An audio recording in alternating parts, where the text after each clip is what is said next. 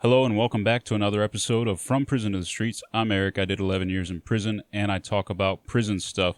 Today we're talking about being in a relationship with someone who has been in prison for a long time. A viewer was asking me about this recently. She's in a relationship with a guy who spent most of his life in prison, and he's very closed off emotionally. He's very guarded, threatened by commitment, and just doesn't really open up. Kind of a distant person. So she asked me for some tips. I'm not going to put her out there. I'm not going to say her name and kind of put her business out there, but I wanted to put out a video about this because I think it's helpful, and it's something that I have actually struggled with. I've been over this with my wife, and, I'm kind of emotionally guarded and sometimes emotionally unavailable, so I feel like this is a good topic to talk about. Big shout out to my Patreon patrons, Kenneth Iman and Brian Kitchens. There is a link to my Patreon page in the description if you're interested in seeing some additional content from me. You do have that option. I'm going to start putting up some daily vlogs and stuff. So with that, let's get into the video. Let's do what we do here, huh?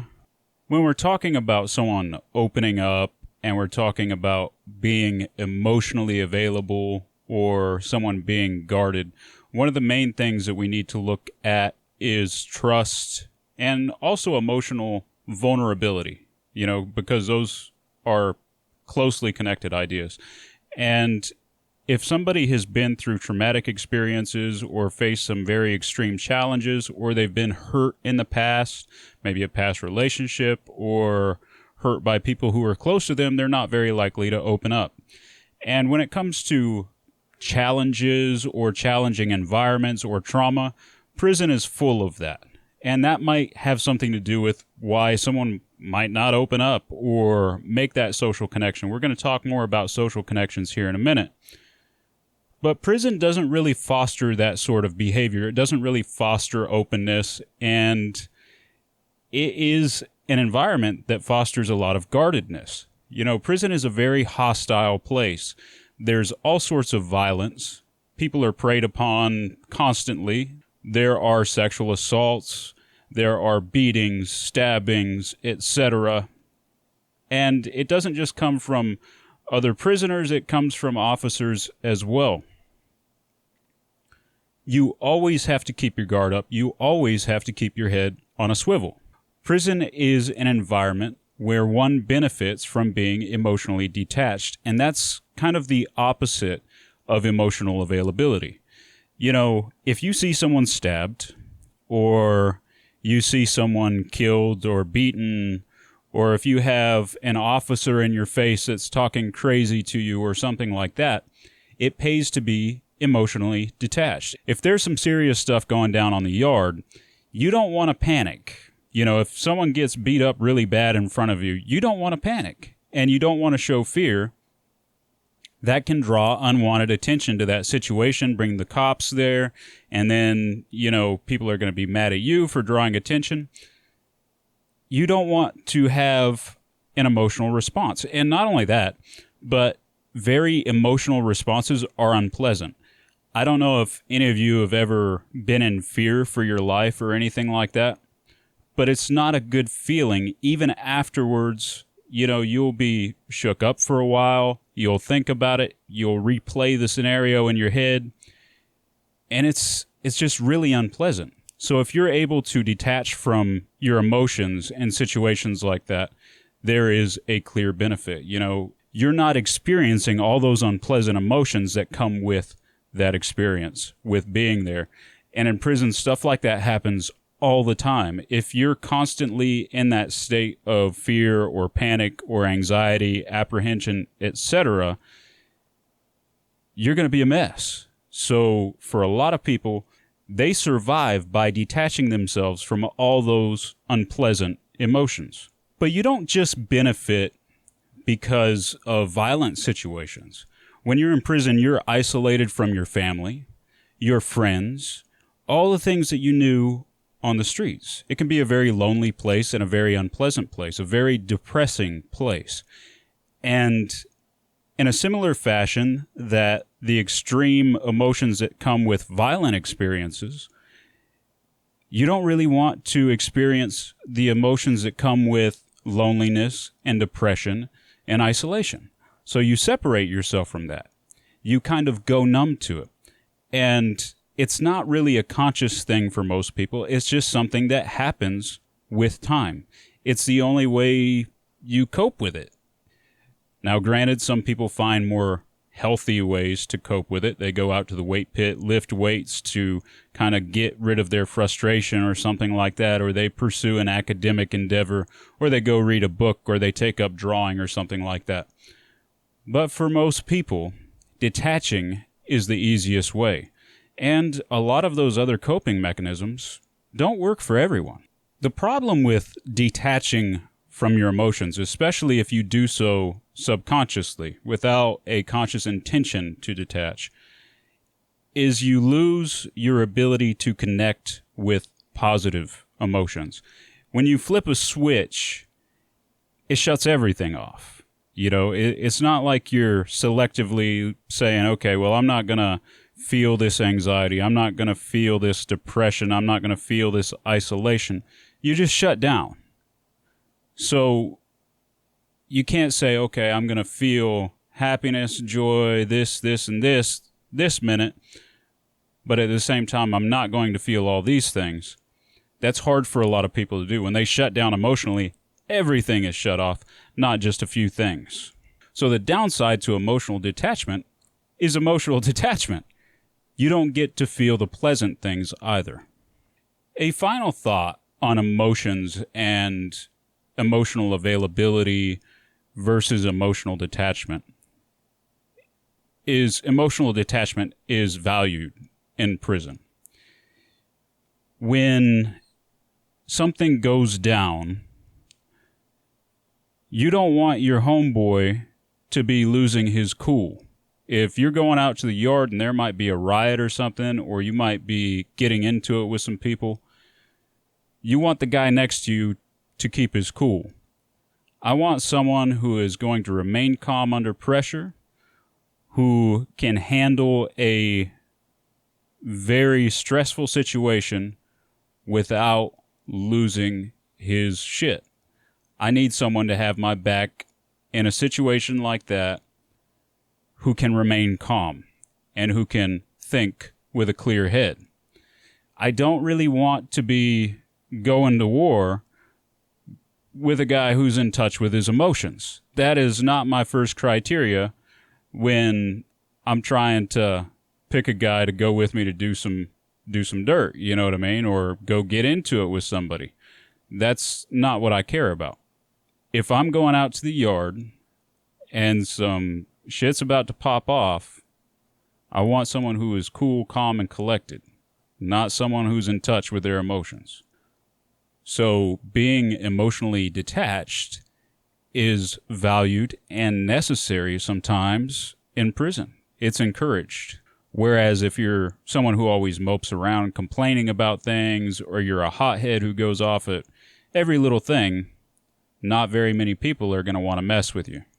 They're going to just, you're going to be sidelined. You know what I'm saying? So emotional detachment in relation to emotional availability, it's kind of an opposite. But let's talk about trust and how that fits into the mindset of someone who has spent a lot of time in prison. Trust is not easily gained from a prisoner. It's just not. We don't trust people. And if you look at the prison culture and what is valued and what is very taboo, it tells you something about trust. The biggest social misstep or biggest social taboo that you will find in prison is snitching. And when you think about it, snitching at its core is a betrayal of confidence. It's a betrayal of trust. Prisoners tend to be very selective over who they let in their circle, who becomes a part of their group of friends. I'm going to watch and observe someone for several days before I ever even think about hanging out with them. And then we're probably going to see each other in the weight pit. We're going to lift with each other or something before we ever start hanging out, on the regular, on the yard, and start talking and form any sort of social connection. Trusting the wrong person in prison can have very, very dire consequences. If you trust the wrong person, you might get told on and get sent to the hole. If you trust the wrong person, they might go tell your business to the cops. If you trust the wrong person, they might try to send a letter to one of your family members or your old lady. If you trust the wrong person, they might be a booty bandit and try to rape you. Trust is something that is not easily won, and prisoners have to be guarded. They have to keep their guard up at all times and be selective over who they let in. Now, a moment ago, I spoke about social connections, and we're going to talk about that a little bit because prisoners form social connections differently and on different grounds than people on the streets. In the free world, you might form social connections around mutual interests, hobbies, where you like to hang out, things like that, maybe music, whatever. In prison, that's not as common.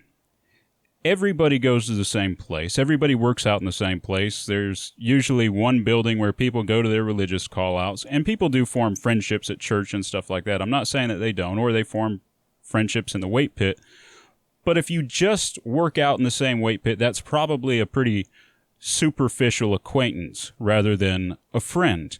Usually when you make a friend in prison, you don't call someone a friend until they've proven themselves to be worth a shit.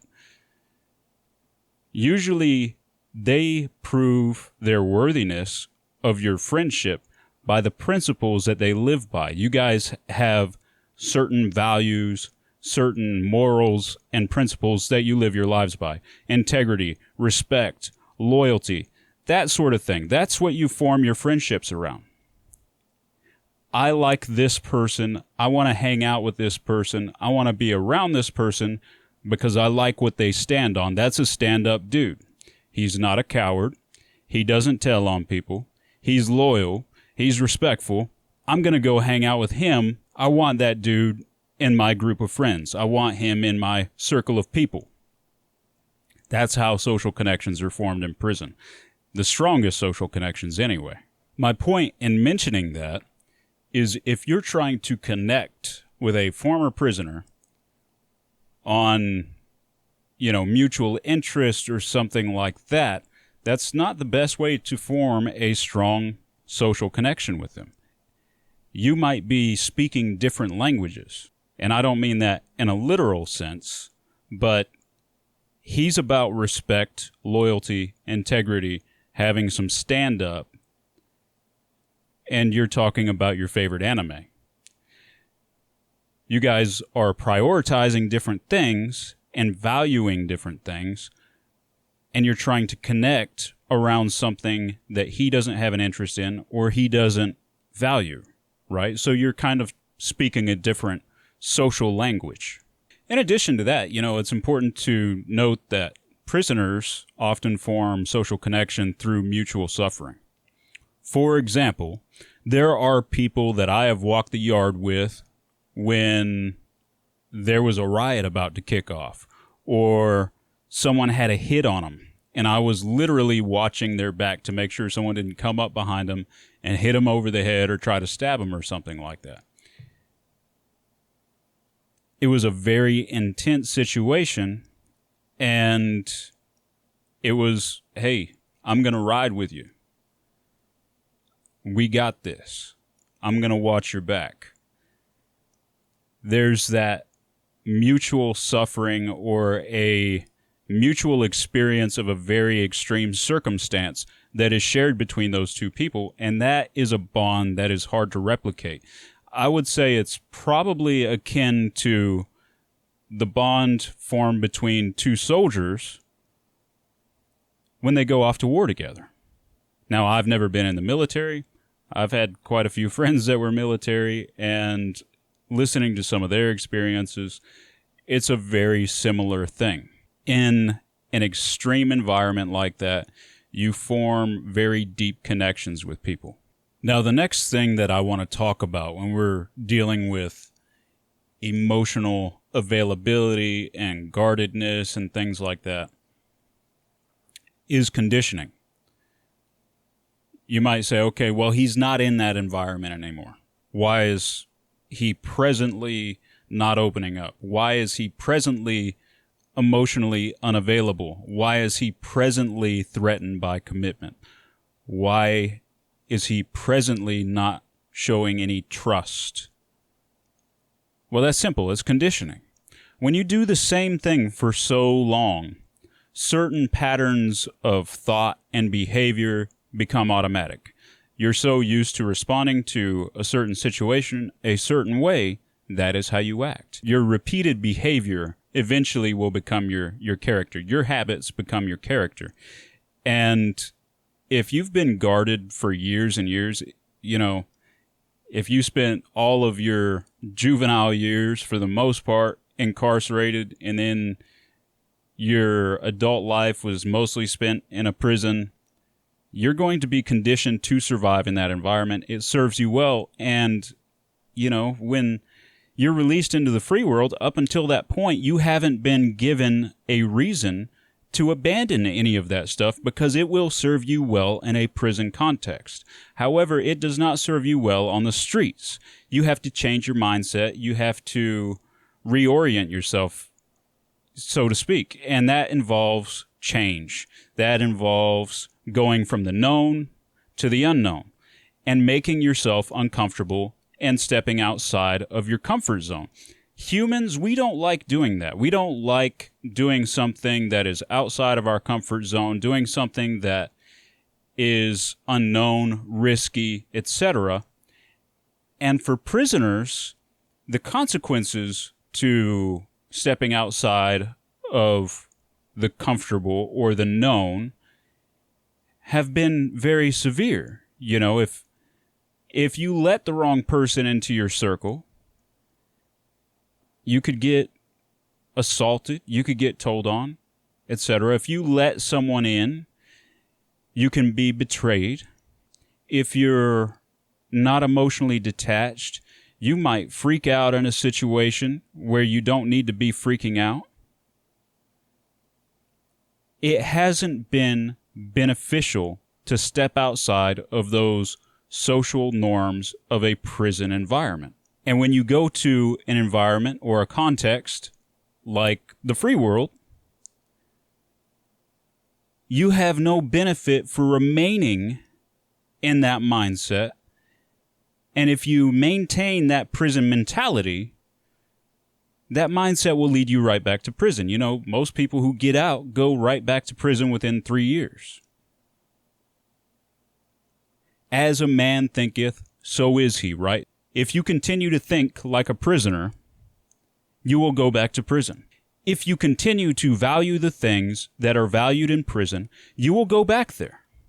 If you continue to prioritize standing up for yourself in a violent way, you will absolutely go back to prison because someone out here is going to say something to you that you don't like and you're going to punch them in the mouth, and now you're looking at a battery charge, right? You have to stop thinking that way and prioritize a mindset that is conducive to your freedom. And that's not easy to do. So how do we get there?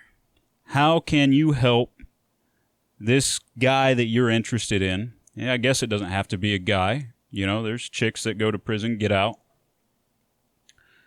How can you encourage and facilitate a change in behavior and a change in their mindset? Sorry to say, but you as an individual cannot. But you together can. It has to be a two-person thing. You both have to be on the same page. You both have to have similar goals. And the person in question, the former prisoner, has to be on board with those goals. You have to get him to see the value in changing his mindset. He needs to see the value and being emotionally available. He needs to see the value in trusting, letting his guard down, and letting you in.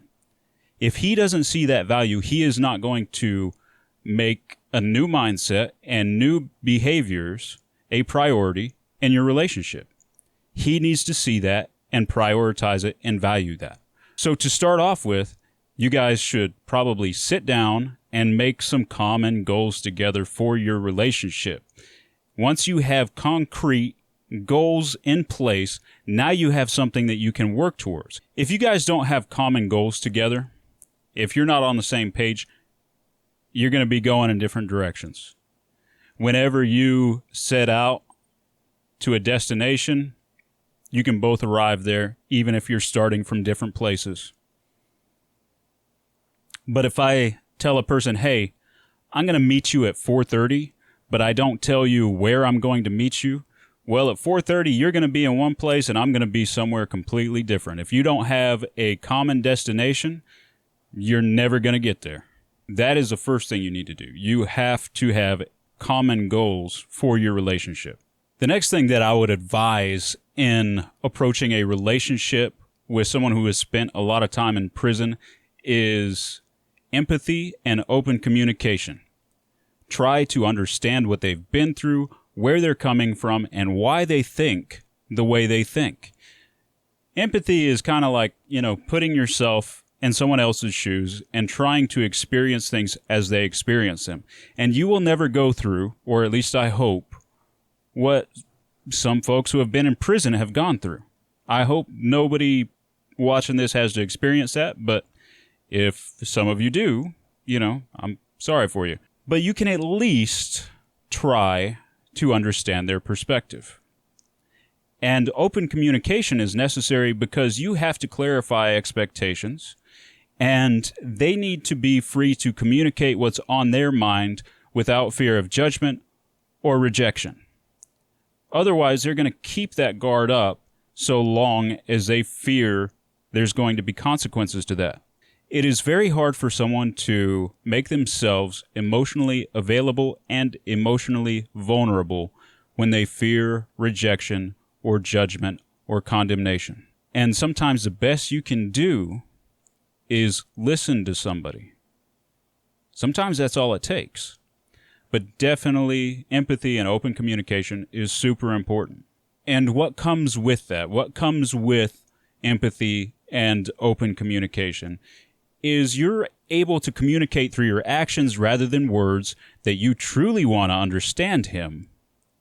And you want to help him with his well-being. There's always strings attached in prison. When someone tells us they want to understand us, a red flag goes up. Okay, well, I don't know you that well.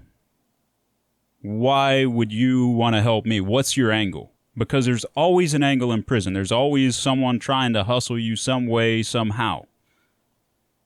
Either they want money from you, they're trying to steal from you, maybe they're trying to booger you. There's always an angle. So you never trust someone when they tell you they're trying to understand you. That just raises a red flag. You got to show through your actions. So if you open up that channel of open communication and empathy, it's going to make things a lot easier by showing, yes, I'm trying to understand you. I'm trying to understand where you're coming from. I want to help you. That's a big thing. Something like this is going to take a lot of time. You're going to have to be very patient, and you're going to have to celebrate the little things, gradual progress. Progress is not an overnight success. It's about being more today than we were yesterday and more tomorrow than we are today. It's going to take time to open up. But every little bit that he lets you in, you need to celebrate that. You need to take note of it and appreciate it. And that will encourage him to open up more and to reveal a little bit more of himself to you and share more of himself with you. It might be a good idea to help him build a support system. When I got out, it wasn't one person who was around me that helped me readjust. And I'm still not completely readjusted.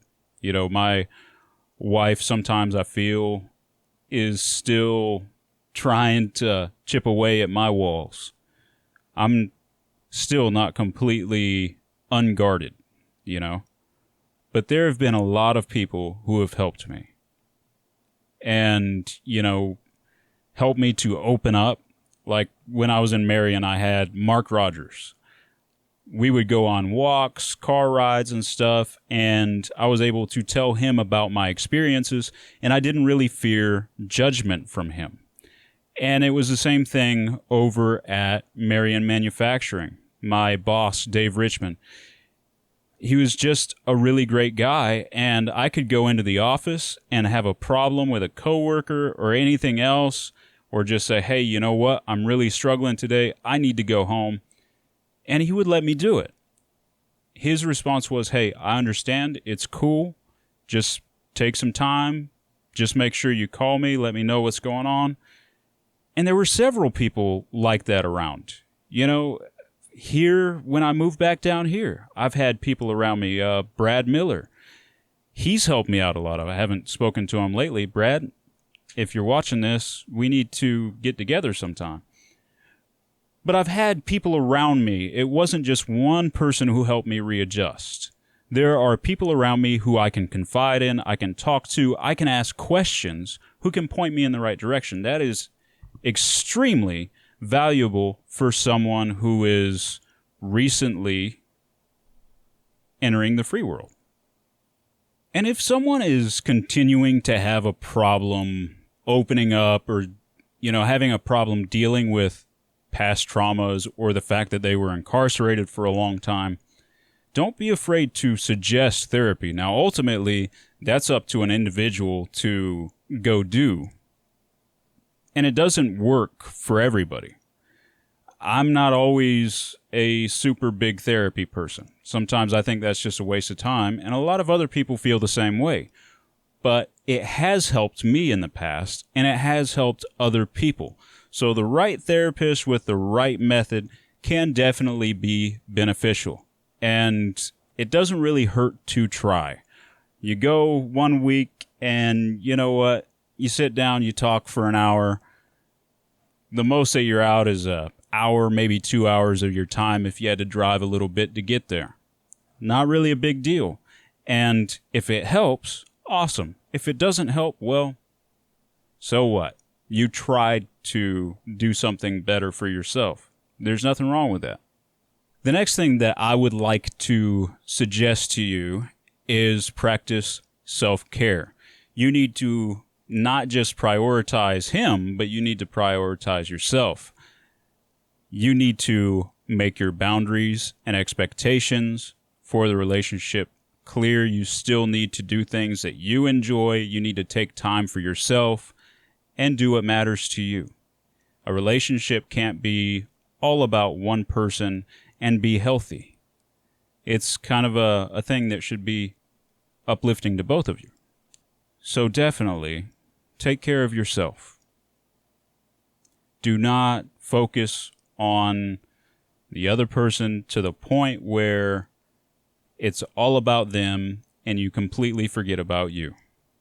So you do all these things that I'm suggesting. What do you do then? Or what should you expect? Well, I think the what then is just go back and evaluate where you're at. Are you getting closer to your goals in your relationship? The mutual goals that you guys set out for each other, for your relationship.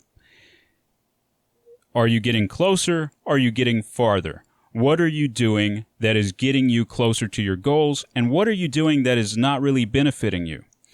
Once you evaluate that against your goals, you have an idea of where to spend your time. If something isn't working, for example, if therapy is doing nothing and you suggested that, and it's not doing anything, then don't waste your time on it. Just, cut that from your to-do list. Or if it is helping, why don't you spend more time in that area? Or if you're doing really well with open communication, let's do more of that. Or if something like open communication isn't working, then maybe you should bring that up in conversation, have a talk about it, and openly state, hey, we're not communicating how we should be. We are not practicing this. We said that we are going to try this, and we're not doing it. How about we spend more time there? It is always good to evaluate your progress and measure it against your stated goal. That way you know where you're doing good and where you're not and where you can improve. And when you evaluate your progress, you could also think about some new things that you haven't tried in your relationship to bring yourselves closer together and form a stronger bond and a stronger relationship. That's my take on it. I hope this was helpful to you. You know who you are. I didn't say your name, but you know who you are. I hope this was helpful to you and helpful to anybody out there who might be going through a similar thing where you have a spouse who was incarcerated for a long time and now you don't know what to do. I hope this helped. Once again, I have a Patreon page. There are links to my PayPal in the description. I have a P.O. box. I love hearing from you guys. If you guys want to write me or if you want to join my Patreon and support what I do, that is greatly appreciated, or use PayPal to support me. I don't care. This is, I like helping people. But with that, big thank you to all you guys for watching. I'm Eric. This has been another episode of From Prison to the Streets. I will see you all later.